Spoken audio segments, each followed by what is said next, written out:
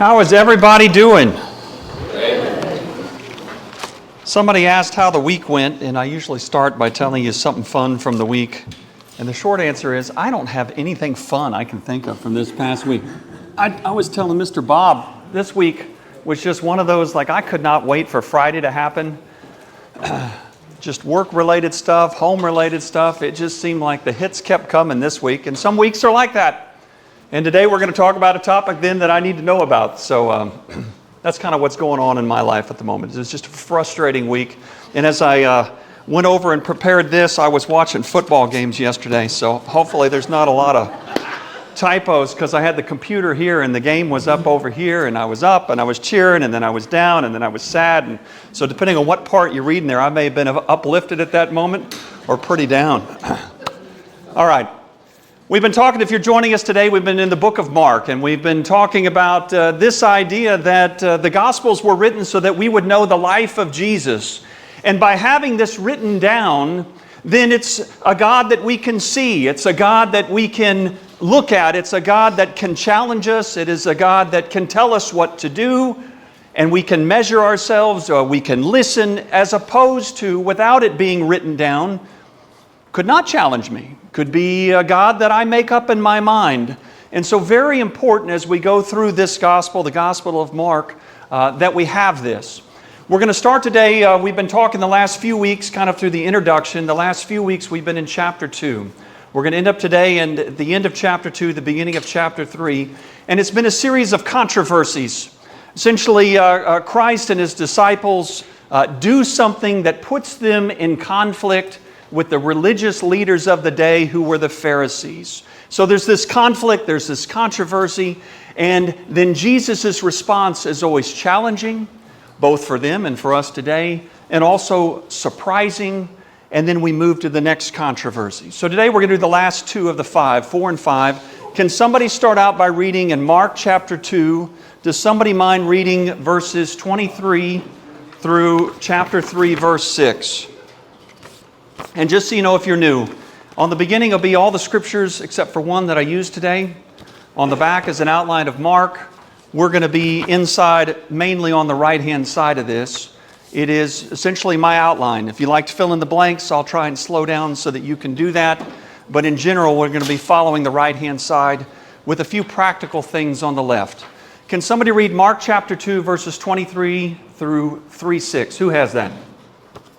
Jerry, go ahead. Here there's two sections. Kind of the end of chapter 2 is this conflict that happens over grain. And then the beginning of chapter 3 is this conflict that happens over a healing in the synagogue. All of them, though, have to do with the Sabbath. And so as we go through, I like to ask questions. And the first one is, so what was the big hairy deal that the Pharisees had with Jesus and His disciples in the first part, the first controversy we're going to talk about, with picking that grain? What was that all about? They were working on the Sabbath, okay? Now, let's just go through it, because there's a bunch of interesting things here. The first thing is, and at the end we're going to try and tie all this to the present day. The first thing is, where did the Pharisees come from? So when you read this vignette that's here, you have Jesus, you have His disciples, and then all of a sudden you have the Pharisees. And my first question is, where did they come from? Following Him around. Well, we can surmise here that, yeah, they were following Him around. Can you imagine what that was like? And what would be their reason for following Him around? They wanted to catch Him in error. They wanted to catch Him in error, and that's the first blank that was here. They wanted to be able to, they were waiting for a reason to accuse Jesus. So you might relate that to us today. Somebody waiting around, right? Somebody in authority, whether it be religion, whether it be government, whether it be the thought police, whether it be all the things that we have in life today. And the minute you say something, the minute you do something, whammo, there they are. We might call them the thought police. We might call them the purity patrol. We might call them whatever we want to call them today. But the Pharisees were there, it seems spontaneously, waiting to catch Jesus. In other words, they're there purely to see what he's doing wrong, if anything, in their eyes. How did the disciples' actions constitute work in the eyes of the Pharisees? Many of you here just said, hey, they were doing work. Well, what's the work? What were they doing? Shucking heads of grain. Okay, shucking heads of grain. Okay, now you can go back. I've got it on the first page. You could go back. The law provided, tradition provided that you could walk through somebody else's field and you could eat some of the grain. You couldn't thresh it, right? But with your hand, it was there as a means of provision, a means of support for people. So what's the big deal? You're allowed to do that? What's the problem? Why is it work? I looked up an article. Somebody said the word threshing, okay? So it is important to understand this, because I'm going to make the argument as we move through this that in some ways we may not be so different, okay? So we find it as odd. So here on the Sabbath, the picking was considered, somebody said the word threshing, therefore work, gathering. They missed the intent. We'll tie all this together in a minute. But it was, if you'd eaten it somehow, I guess, without picking it, that's not work. But the act of picking it itself was work. Now, there's 34 different types, or 39 different categories, if you will, of things that are considered work. So for example, just as you're mentioning, if you are an Orthodox Jew, you're not going to have any technology on Saturday.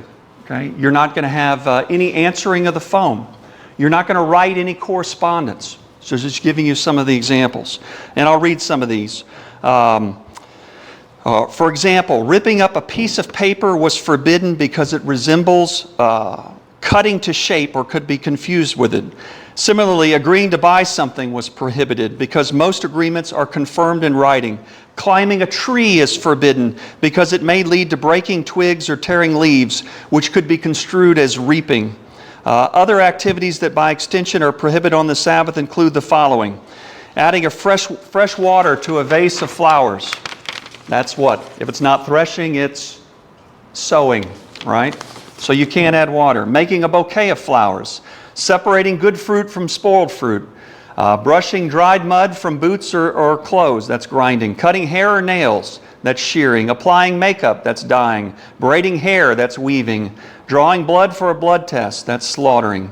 Rubbing soap to make lather, applying face cream, polishing shoes, using scouring powder for utensils or other surfaces, sharpening a pencil, painting, drawing, typing, tearing through lettering on a package, opening an umbrella or unfolding a screen, smoking a cigarette, using a telephone, switching off an electric light, that's extinguishing a fire, setting or winding a clock or watch, that's finishing off, wearing eyeglasses not permanently required. I'm just giving you examples. Okay, so let's follow the train of thought here, though, that I've got. So eating the heads of grain versus picking the heads of grain. You could also use the word threshing. Jewish law provided support for those who lacked food. But now, having read this here, let me ask you the question. Why did the Pharisees have so many restrictions on the Sabbath? If we turn the page here that I've got and you went to Deuteronomy, or you go to Exodus 20, it just talks about the Sabbath. It doesn't mention all of these things here that I listed here, which are just a drop in the bucket. So why, at this time, and even as you mentioned today, for those that are Orthodox, are there so many restrictions provided around the Sabbath? Why get up in the morning? Why get up in the morning? Okay, well, so what'd you say, a list? It gives them a list to check off. Okay. Make sure they're doing things right. Okay, so chase that for just a moment. If I have a list, okay, and you said, imagine a list with check boxes next to it. So they're blank, and I get to check them, right? Kind of just chase it for just a moment. One, if I have a list, it does what? I know what? I know what's right and wrong. I know what I have to do, okay? I know what's right or wrong in my mind, and therefore it becomes binary. Did I do it, or did I not do it? Am I in, or am I out? Was I successful or not successful? There is a comfort for many, many people. Take it out of religion for just a moment. Y'all know me, right? Today is for me. It's lists. It's lists. I do it every Sunday, right? This is the big stuff I'm going to do this week. This is the small thing. To your point, one, it's so that I don't fail, right? I know where I need to be. Other is that sense of completion. I'm so weird. Sometimes I'll write things on the list that I know that I'm going to do in the next few moments just so that I can do what? Put a mark through it, okay? That seems a little odd to me and a little OCD.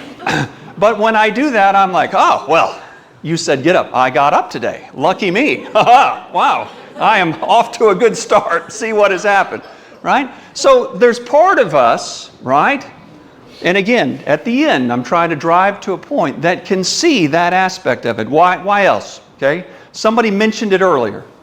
Why have all these restrictions? There's one thing, and then they made it more and more things. Yes, sir. Used the word fence earlier. Okay? Let's say fence, let's say protectionism. Okay? Do you understand what he's saying? So if instead of the mark, right? So again, in your mind, the idea that I'm going to do it, so I win, or I don't, and I lose. Okay? This thing, whatever this thing is. Okay? If I do it, I win. If I don't, I lose. But I got to make darn sure that I win. And so you back up from it, right? And you build a fence with all these other restrictions around it just to make sure, like a buffer, you never make it all the way to not being successful on doing that item. For example, you're not going to climb a tree for fear that in climbing the tree you knock some of the bark off and therefore you lost and you didn't do it. Okay? You turn around and you say at this moment, oh, well, that seems very odd. Again, I'm working to a point at the end, but I'm just curious. Take religion out of it. In our life, do we do that? In some ways we do. Okay, let's take a small one. You said this morning you get out of bed. Okay, how many of you use alarm clocks? Nobody in this room uses an alarm clock. Okay. Is your alarm, okay. Hang on, I hate to admit it, I use no alarm clock. It doesn't matter where I am, Saturday, Sunday, this morning, I could be in Africa, I will wake up at 5. It is weird. Another weird thing. Why am I telling you weird stuff about myself? Okay. Because both tell the truth. Okay, there you go. So your alarm's set at 7 o'clock. How many of you who set alarms and admitted it, set your alarm for 7, I'm making that number up, and you get up at 7? Or how many of you set your alarm at 6:50, 6:40? If you're one of the kids, they start at 6 and then bam, snooze, right? Okay? Isn't that just another example of setting up barriers, a fence, to make sure that, by golly, I got to be up at 7? Okay? I'm just pointing out in life how maybe it's not so odd after all, to some degree. Okay, let me fill in the blanks here. So on this third one, they believed that, okay, so why did the Pharisees have so many restrictions on the Sabbath? They believed that if they were good enough, then the Messiah would come, and if they weren't, God would punish them, and they would go again into exile. Just a reminder, at this point you had Egypt, we talked about it this morning, and the Exodus that happened. Right? We had the Assyrians that had come at this point. You had the Babylonians that had come in the exile and destroyed the temple. And then now during this time you have the Romans. Yes, sir? I've never heard that before, that their belief that the Messiah would come or that they would go back into exile. So I just gave you the example, right? Why do they have the rule? They have the rule because if I do it, I win. I'm using win, my term. Let's use correct. If I do this, then I am good, then I am righteous, right? That I have met the mark, right? And if I don't, then what? Because when you set yourself up this way and very moralistic, and it's binary, if you didn't do it, then what does that mean? If you didn't do it, it means I didn't do it, right? Right? So good things happen to me, or I am an utter failure. Right? I didn't meet the mark. It hadn't happened. That's why I've got to make all these barriers so that I make sure that when I get to this point, I hit it. Because if I don't, then I'm crushed. If I don't, then bad things will happen, right? That's the idea here, and that's how it's set up. Now, again, I don't want to jump too far ahead, but that is not just Judaism. That can be us, right? I am a good person. I am a moral person. Can't you see all these wonderful things that I have done, right? And therefore, in their society, but also we can do it too, when you have this idea of I did it or I didn't, what are you really saying? If I did it, good things happen. And if I don't do it, bad things happen. What is that really? What's another way to describe that? Control. Well, control, which is very much part of it, but you can take that and you can say, I did it. So therefore, God, you do what? You owe me, right? You set the rules. You made the list. I have done the list. Therefore, God, you owe me. Do you see it? Okay. Now, take it then. I'm answering your question. Good things happen. Messiah will come. You owe me. Or, I didn't do it, right? And therefore, God, you don't owe me. Therefore, bad things may happen. Okay? Now, just for a minute, and I'm off script here for a second. We turn around on these things and we say, oh, how strange, how weird. However, think about it for yourself. Let me just challenge you. I'm a good person. I'm a moral person. Can't you see all these sacrifices, God, that I've made? I have done without. I have done this. I took care of you, and I did this over here. And even though we may not explicitly say, God, you owe me, what happens when I get sick? I get hurt. Somebody I care about gets sick or hurt. I lose someone. There's some pain that happens. Is there some part of you, not all, but for some people, many people I'd argue, it is, why are these things happening to me? That's another form, though, of I did it, right? I've checked the boxes, and God, therefore, you owe me. And as we end up today, I just want to challenge that, because no matter what we might think, the reality is most of life is like this. If you could imagine, I used this analogy with y'all years and years and years ago. If you're in the happy bus with the family, in the van, and you are driving up a big hill, and you have that thing in drive, sometimes it's still hard for that van to make it up the hill. By itself, gravity does what to that van while it's trying to go up the hill? It tries to pull it back down. We are all human, and we're going to talk about it in a second.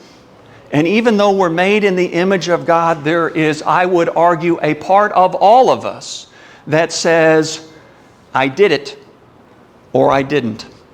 I did it, and therefore you owe me.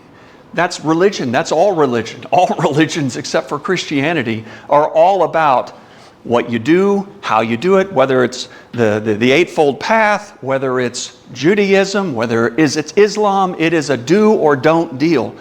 That's life. Our experience outside of religion, at work. Did you do it or did you not do it? Look, I did all these things. Therefore, I get a promotion. Therefore, I get a raise. I didn't do them. Uh-oh, I'm fired, right? In life, in relationship. In other words, we experience this concept all the time. In other words, gravity constantly pulls us back to this idea of a list. Did I do it or not do it? And the challenge, and I am totally jumping ahead at the end, the challenge is Christianity is not about this idea that I obey, therefore I'm accepted. Christianity is all about I'm accepted and therefore I obey, which is very contrary, the direct opposite of where life pulls us down. And so therefore, I argue it's important for me, for you, to remember that as we walk through life. Oh, wait a minute, I'm accepted. I don't need to have that in my head, right?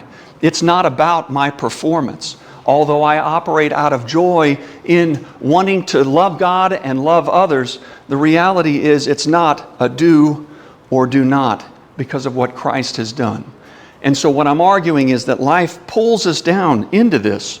And so you have to remember. Because if not, where does all that lead? All that leads, just as we've just described, is I can be disappointed, right? I can get frustrated. I can get angry, right? I can question. I can wonder. It's the complete opposite of grace. I threw a bunch at you very quick and out of sequence, but in trying to answer your question is, yes, from a Pharisee's point of view, if I do good, salvation, Messiah is going to come. And if I do bad, well, the Romans are here, right? Exile again, right? I'm not doing enough, right? Side note, just for you, for kicks and grins. You go to the exile, the books that were written in the exile. You can have Chronicles versus Kings. Some are written before the exile, some are written during the exile. Instead of, they're both history, but the slant on them changes. For those that are written in exile, it's all about, because of these crummy things that we did in not obeying God, therefore God sent us to exile. Does it make sense? In other words, tying all that together, it's very binary. You did it or you didn't do it. Salvation, punishment. You follow? Okay, let me go quick. They expanded God's law as a form of protection, a fence, a hedge, to ensure that they made sure to keep the letter of the law. My argument is, do we do this? So look, why is the Sabbath important? Why do we need it now? So we just took 10 minutes talking about, oh man, how crazy this is. Look at all these rules and a hedge, and we've gotten on these bunny trails. Oh, thank you, Siri. Okay, you don't need a 10-minute countdown. All right. So we took 10 minutes, but my question is, it's the Sabbath. Do we need that? Is it important? Yes, Okay, why? so that we don't work every day. Okay, so that we don't work every day. Let me give you my ideas as we do it. So first thing I put there is without an intentional, the word is intentional approach to mental, physical, and spiritual rest as humans, and especially as Americans, we can get overwhelmed. Now, this is me sitting in front of a football game with the internet up on a computer while UT is struggling to, anyway, you know how that ended. So, but here's just a list of 5. And we live in a broken world, which you could have put over all this.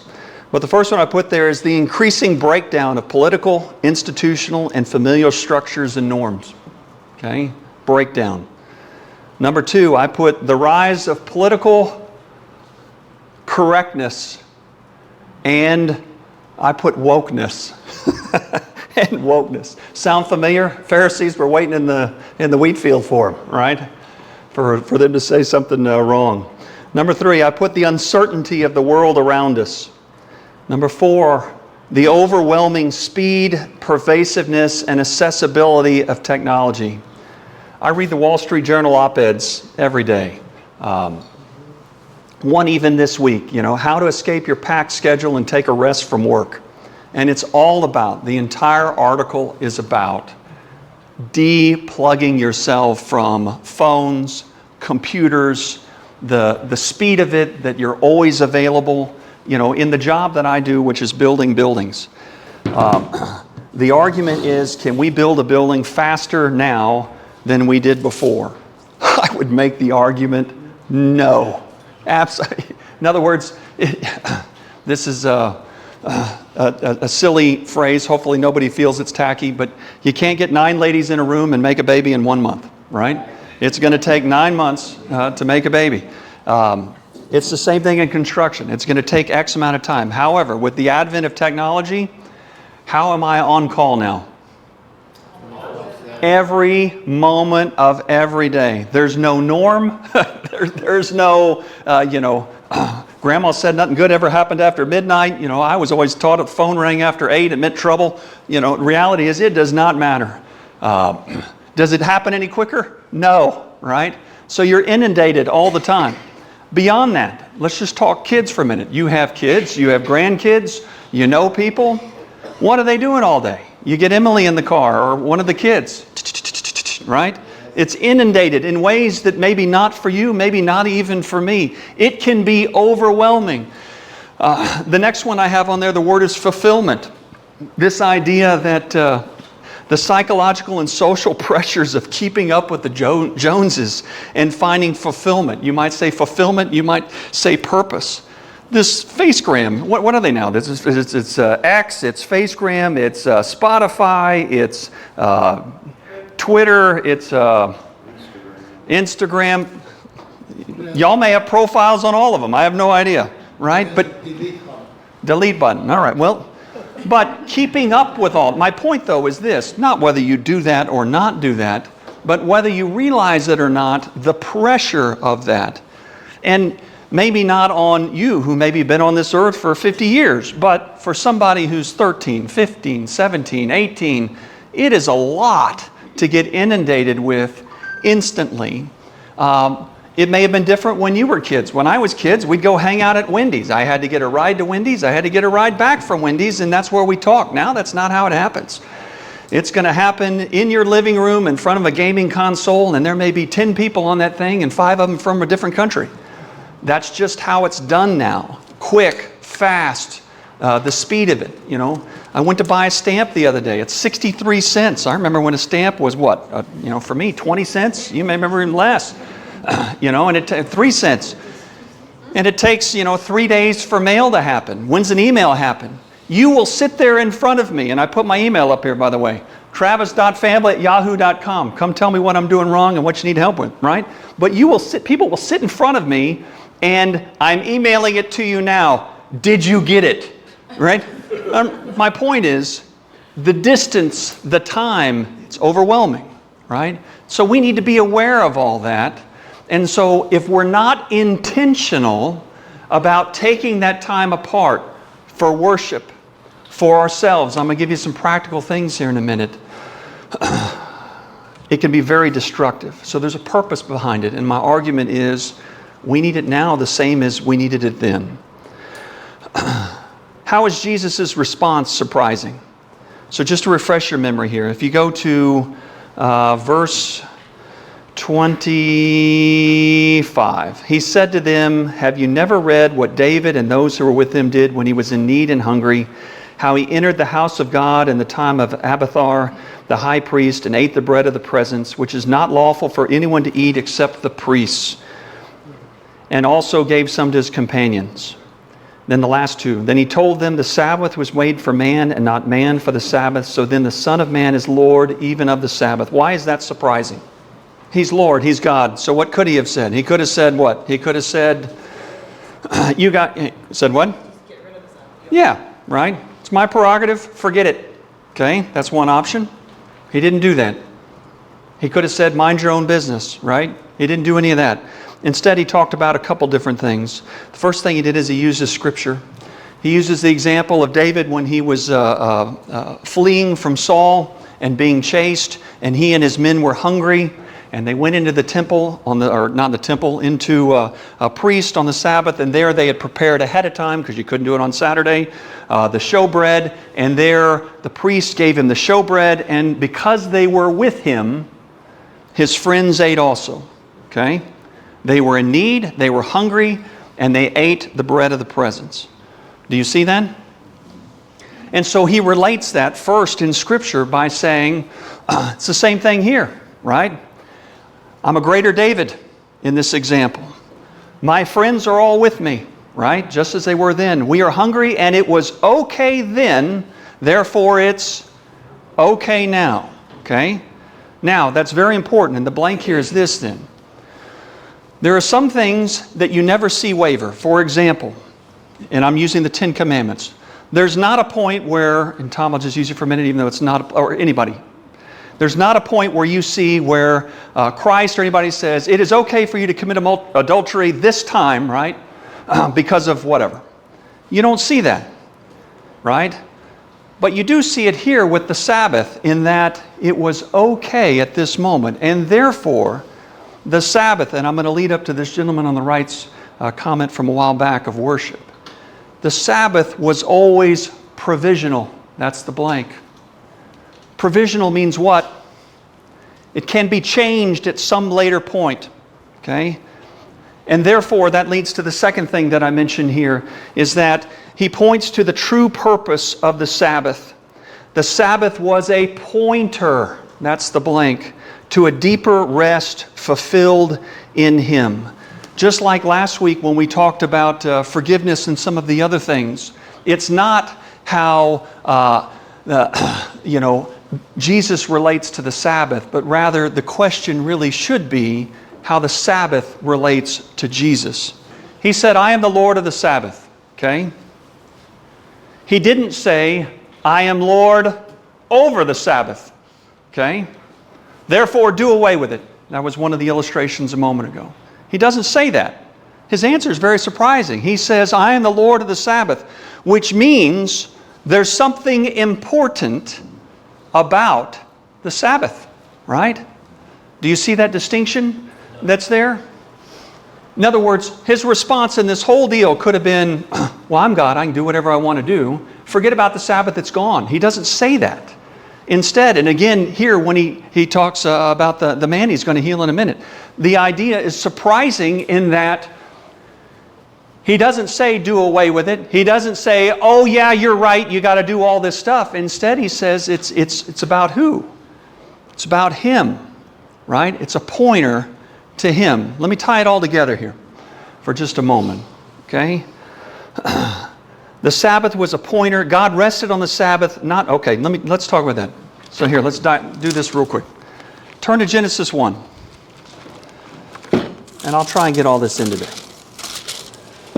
Let's just talk about rest. Because Sabbath comes from the seventh day, right?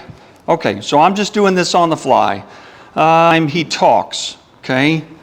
At the end of it, he says, it was what? Good. Okay? He doesn't say it was bad. He says it was good. Okay, well, I'm going to use Genesis for just a moment. Okay?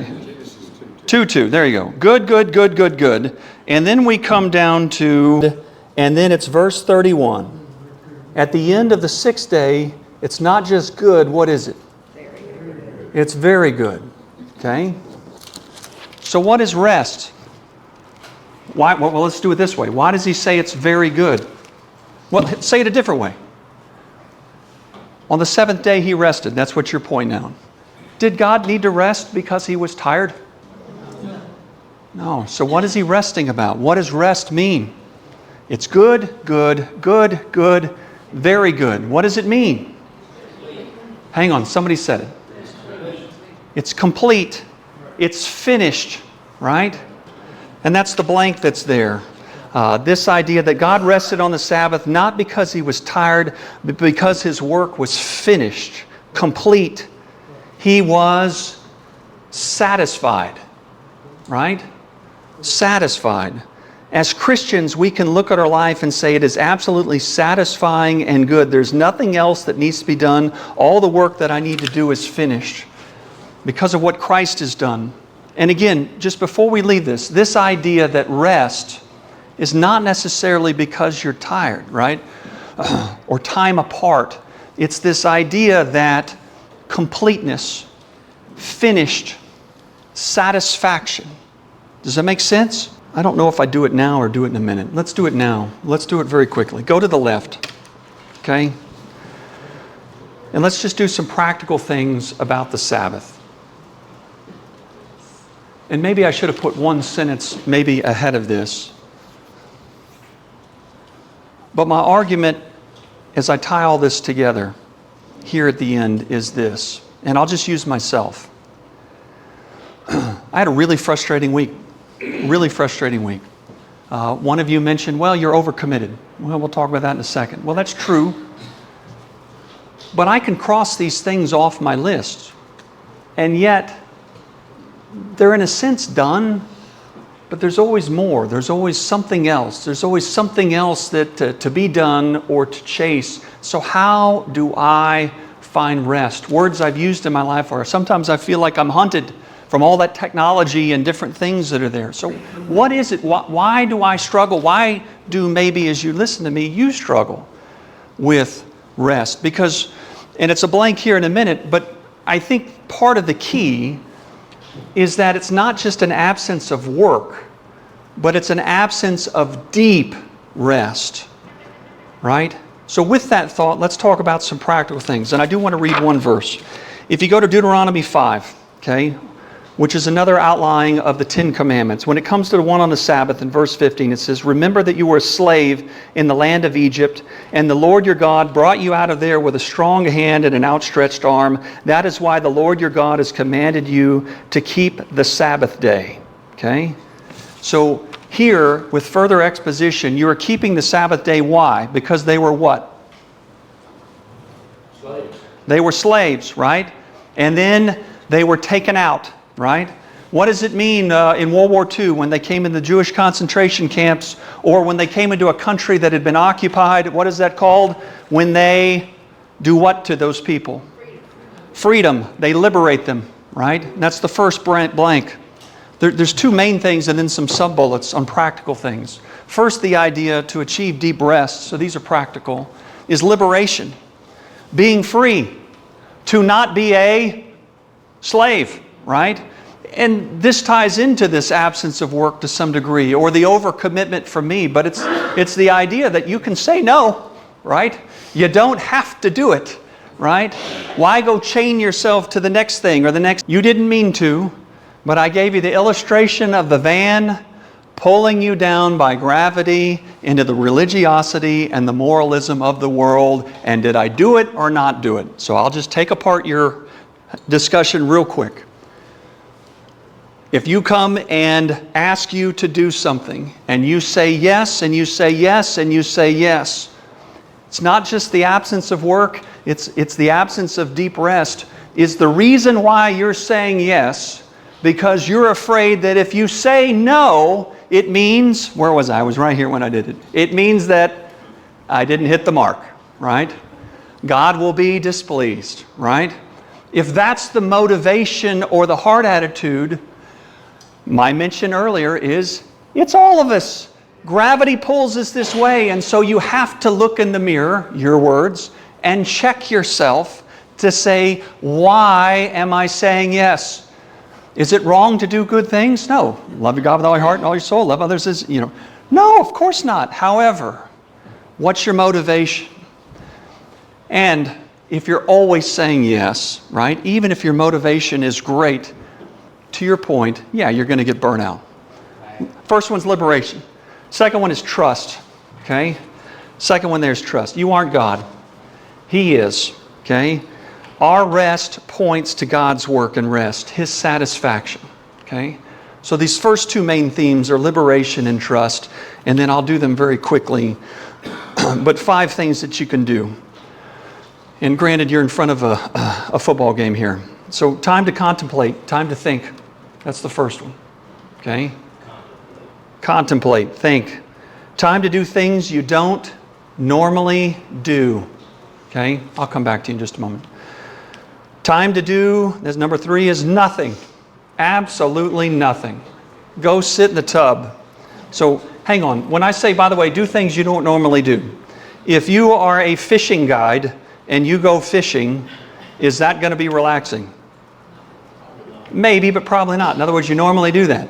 But if you never go fishing, okay? If I used a guy thing, well, it could be a girl thing too. You're going to do something that you normally don't do, except roller coasters. Okay, so number 4, let every season just be a season. Be accountable. So here, what's the argument here? This gets me in trouble a lot. If you are always in 5th gear, maybe that's how you're wired, maybe for whatever your reason is there, and you don't ever downshift, other people can't keep up, okay? People aren't going to move as fast as you're going to move for that long. You're going to lose them, not just yourself, but you're going to lose others. Think a spousal relationship. Think with your kids, okay? The one illustration I would use is you go to Disney World. You go pay all that money at Disney World. Well, by golly, we're going to be up there at 8 o'clock for the hour we get early, and we're going to go all day till 10 o'clock at night with the fireworks. We got to go. Don't you see how much we sacrificed? I'm talking fast to go make all this happen. Come on, up to. And what happens with Taylor at about 1 o'clock? He says, "Phooey on you. I'm going back to the room. I'm done." What? You don't want to go do the Small Joy World, whatever it is? You know what? You don't want to go do the Pirates of the Caribbean and wait for 2 hours? My point is, it's a silly example, but not everybody wants to go that fast, that far. So, are there seasons where you're going to be in 5th year? Yes. There are times you got to crunch it out for whatever that might be.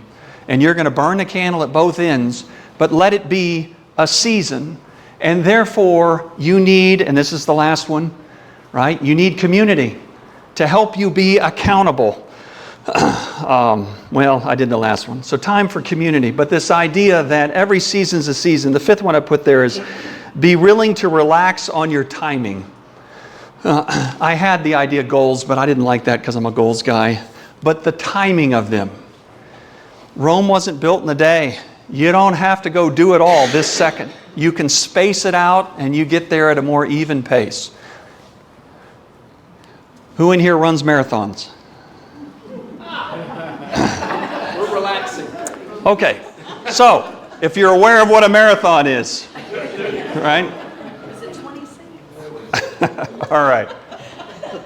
If you go run all out the first mile, what happens the other 25? You're dead, right? And you may not even finish, right? So you got to pace it out. Okay? Does that make sense? All right, let's bring all this home. So flip back to the right-hand side. So then why do we have a problem with rest?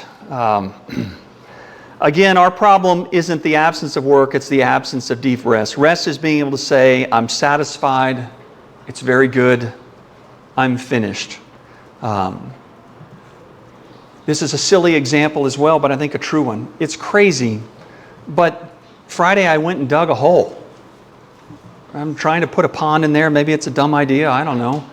But I went and dug a hole, and I told myself, I'm going to dig this amount today. And it hurts, and I got a busted elbow, yada, yada, all that stuff, right? That's all true. However, when I was done, how did I feel? I was tired, you're right. But I felt good because it was done. It was finished, right? There's nothing else I had to do. To your point, I was satisfied. The question is then, that's digging a hole.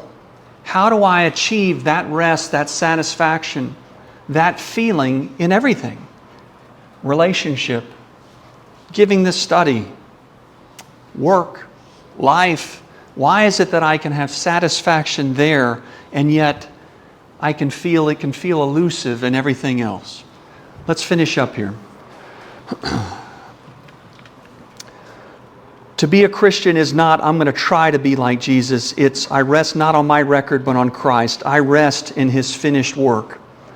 And I'm actually going to do this. Let us, you know what? No, I'll go quick. Let me do it this way. Let me finish up, and then I'll try and tie it all together. I'm going to do the injured man quickly. Again, when it came to work on that one, so I'm going to fill these in for you, and then I want to get to the end. So I'm kind of rushing through. We've chased some bunny trails, but I do think it's important. The reason why they thought it was work with the man with the injured hand is that on the Sabbath, and remember I read all these different things, if it wasn't life-threatening, then you couldn't do it. And a hand was not life-threatening, therefore it constituted work. That's the first blank there under number 2. When Jesus confronts them, how does his question get to the heart of the law? And I want to read that real quick. That is verse 4. Then he said to them, is it lawful to do good on the Sabbath or to do evil, to save life or to kill? But they were silent. So let me ask you that real quick. What's he getting at when he says that? When he asks them that, what's he driving at?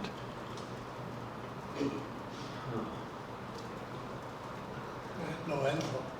They didn't have an answer. They were silent, right? He got to the heart of the matter, and they didn't answer. So the heart of the matter, though, would be what? That it's okay to do good. It's okay. We talked earlier, I was standing here, right? The idea of the checkbox and the binary, I did it and it's good, or I didn't and it's bad, right? They had taken the law. What was the purpose of the law? Why have the law, right? The law was about doing good, right? And avoiding evil. That's the next two blanks that are there. That's what the law was about. And they had taken the law, which in general terms is about good and preventing evil, right? And they had taken that and they'd taken it and chopped it up into 3,000 different bites in terms of rules and regulations. So they had distorted, with good intention, but they had distorted the true meaning and purpose. Yes, sir. So you went where I was going to go, which is your last sentence, which is, okay, so here, went up a lot of time, but let's just chase that for a minute, okay?